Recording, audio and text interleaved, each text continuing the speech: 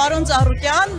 բարև ձեզ, այսօր Նիկոլ Փաշինյանը կրկին վիրավորական արտահայտություններ է հնչեցրել ձեր հասցեին, վստահ եմ դուք ծանոթ եք այդ հայտարարություններին, ինչպես կմեկնաբանեք։ Իհարկե ծանոթ եմ, ես ինչքան ասել եմ մեկ անգամ ուզում կրկնեմ, որ Ծառուկյանը չի իշն այդ մակարդակին, ես իմ կլասը չեմ գցել,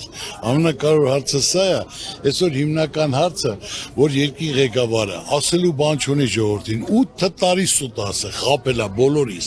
ինչ որ ասել է հակառակ եղել ու տարբեր ստախոսություններ ասելով, այսօր 8 տարվա մեջ պատերազմ հրահրելով, պատերազմ սկսել է, պարտություն կրել ենք, պարտվել ենք, հողերը կորցրել ենք, զոհերը տվել են, վիրավորները կան, հեղինկա զրկվել ենք, այսօր ասենք թե մեր գերիները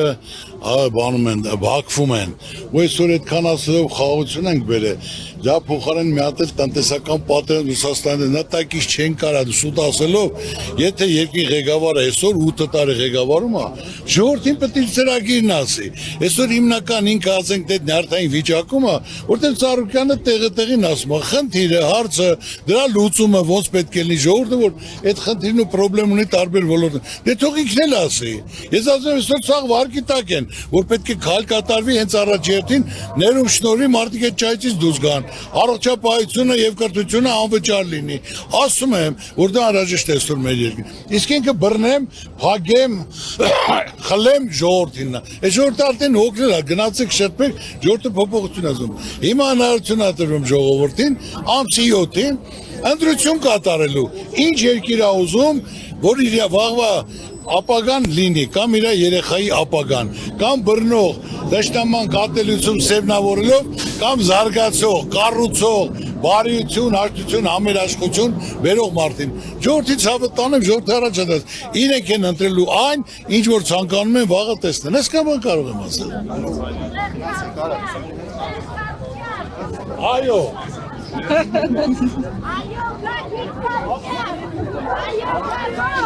Անայոթի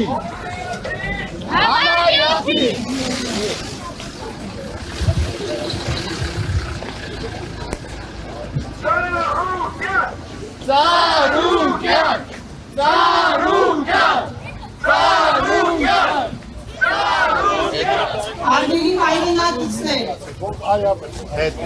ձեզ խաբել են, խաբում են և շարունակելու են խաբել այնքան ժամանակ, քանի դեռ հանդուրժում եք։ Բազմաթիվ ստերի հետ մեկտեղ հիմա էլ խաբում են, թե խաղաղություն են բերել։ Սուտ է։ Պատերազմի ագռավները դարձել են խաղաղության աղավնիներ։ Մեր երկրի գլխին պատերազմ, պարտություն բերածները հիմա էլ իրենց գործողություններով Ռուսաստանի հետ հանգեցնում են տնտեսական պատերազմի։ 8 տարվա ընթացքում պետական պարտքը ավելացրել են 8 միլիարդ դոլարով։ Միլիարդավոր դրամների պարգևավճարներ են իրենց բաժանել։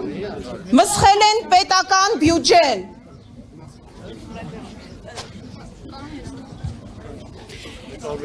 Հիմա էլ ասում են իբրև թե Եվրամիություն են գնում։ Սուտ է։ Նախ Եվրամիությունում Հայաստանին որևէ մեկը չի սպասում։